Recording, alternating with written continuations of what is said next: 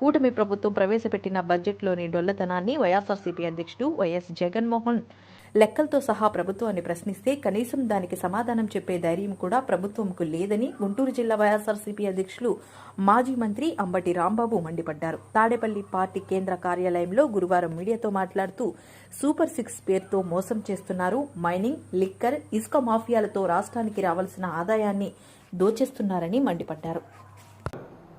వివరంగా మొత్తం ఆద్యాంతాన్ని పరిశీలించి లెక్కలతో సహా అంకెలతో సహా నిన్ను ఒక సుదీర్ఘమైనటువంటి ప్రశ్న ఇచ్చేసి దానిలో అనేకమైన ప్రశ్నలు సంధించడం జరిగింది.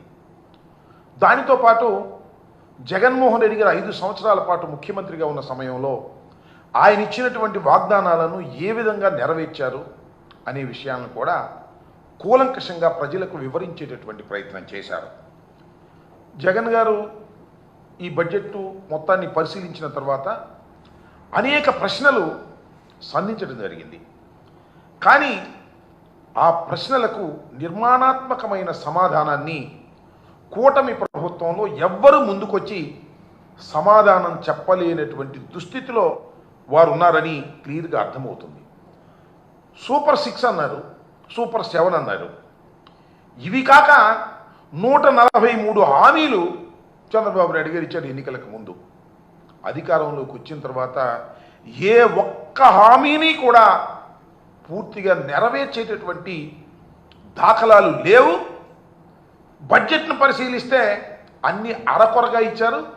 కొన్నిటికి అసలు కేటాయింపులు కూడా ఇవ్వకోకుండా మేము సూపర్ 6ను అమలు చేయబోతున్నాం అనేటువంటి మాట మాట్లాడుతూ ఉన్నారు. అదేమిటయ్యా, ఎందుకు మీరు వీటిని అమలు చేయలేకపోతున్నారంటే ప్రభుత్వం కష్టంలో ఉంది, అప్పుల ఊబిలో ఉంది, జగన్మోహన్ రెడ్డి గారు అప్పులు చేసిపోయారు, అందువల్ల మేము చేయలేకపోతున్నాం అనేటువంటి మాట 5 సంవత్సరాలు పరిపాలన చేసినటువంటి వైఎస్ఆర్ కాంగ్రెస్ పార్టీ మీద, జగన్మోహన్ రెడ్డి గారి మీద వంక చూపటమో బురద జల్లి వెళ్ళటమో చేసేటటువంటి ప్రయత్నం చేస్తున్నారు చేతగాని చంద్రబాబు నాయుడు గారని ఈ సందర్భంగా నేను చెప్పదలుచుకున్నాను.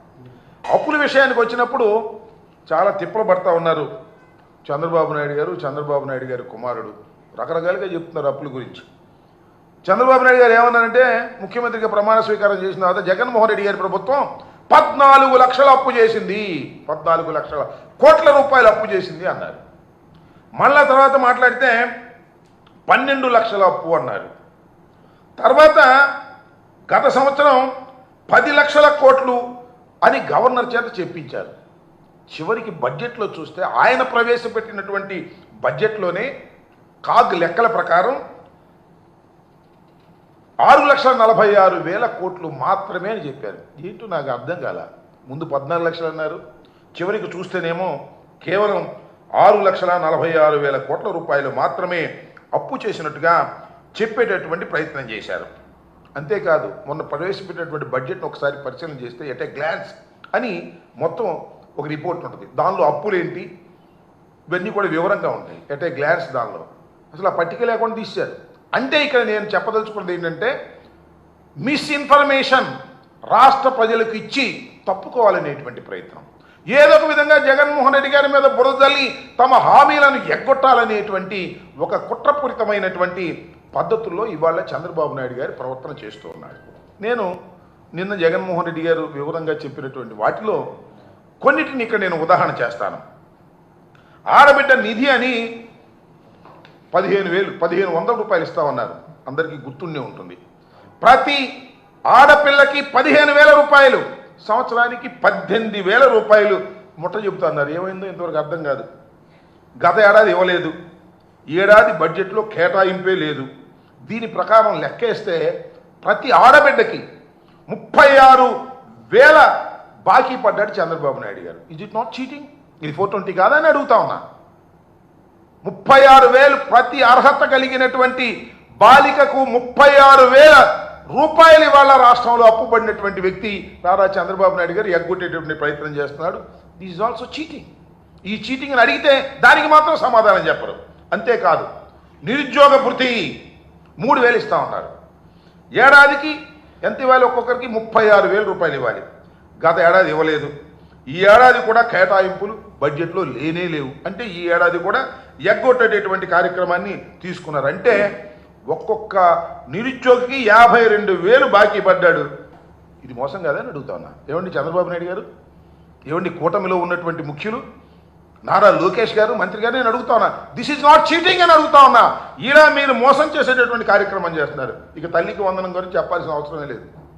తల్లికి వందనం నీడు బడ్జెట్లో కేటాయించారు, 500 కోట్లు ఎంతో కేటాయించారు.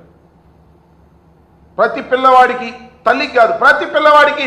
జగన్మోహన్ రెడ్డి గారు అయితే 2 పిల్లలున్నా 3 పిల్లలున్నా తల్లికి 15,000 రూపాయలు ఇచ్చాడు. మేము రానిండి అధికారంలోకి, ఎంతమంది పిల్లలుంటే అంతమందికి అన్ని 15,000. ఒక 15,000, 2 ఉంటే 30,000, 4 ఉంటే 45, 3 ఉంటే 45,000, ఇంకా ఉంటే ఇంకా అవసరమైతే పిల్లల్ని కనండి నేను ఇస్తానని చంద్రబాబు నాయుడు గారు చెప్పారు. ఈ దుంప అదేగా నాకు అర్థం కాల. మరి వచ్చి సంవత్సరం అవుతుంది, జీవో ఇచ్చాడు, కేటాయించాడు, కానీ డబ్బులు ఇవ్వాలి. చీటింగ్ కాదని అంటున్నా. ఇవాళ మళ్ళా చంద్రబాబు నాయుడు గారు ఇవాళ బడ్జెట్లో పెట్టాడు. ఎంత పెట్టాడండి? 8,278 కోట్లు పెట్టాడు. ఇస్తాడో ఎవడో, పోయినసారి పెట్టాడు ఎగ్గొట్టాడు, ఈసారి ఇస్తాడో ఎవడో తెలియదు. 8,278 కోట్లు పెట్టాడు. అసలు కావాల్సింది ఎంత లెక్క చూస్తే? లెక్కలన్నీ కూడా ప్రభుత్వం దగ్గర ఉన్నాయి, ప్రజలకు అందరికీ తెలుసు. 13,050 కోట్ల రూపాయలు ఇవ్వవలసినటువంటి అమ్మఒడికి, అదే వందనం, తల్లికి వందనం, వాళ్ళ పేరులో తల్లికి వందనానికి 8,278 కోట్లు పెట్టాడు. అవి కూడా ఇస్తాడో ఇవ్వడో తెలియదు. గత సంవత్సరం ఒక్కొక్కరికి పిల్లకి 15,000 రూపాయలు బాకీ పడ్డాడు. దీన్ని ఏమంటారు? మోసం అంటారా? గత సంవత్సరం మోసం చేశారు, ఈ సంవత్సరం కూడా మోసం చేయడానికి సిద్ధంగా ఉన్నారు. బడ్జెట్లో పెట్టారు కేటాయింపు, ఇస్తారో ఇవ్వరో తెలియదు. ఈ రకంగా మోసం చేసేటటువంటి పరిస్థితి. ఇంకా రైతుల సంగతికి వస్తే నేను మనవి చేస్తున్నా, అన్నదాత సుఖీభవ పేరు పెట్టాడు. రైతు భరోసా తీసేసి 20,000 ఇస్తామన్నారు. ఏది? ఇంతవరకు లేదు. కేవలం సెంట్రల్ గవర్నమెంట్ ఇచ్చేటటువంటి అది ఇస్తున్నారు, కానీ చంద్రబాబు నాయుడు గారు ఇవ్వవలసినటువంటి 20,000 మాత్రం ఇవ్వనటువంటి దౌర్భాగ్యమైన పరిస్థితి ఏర్పడింది.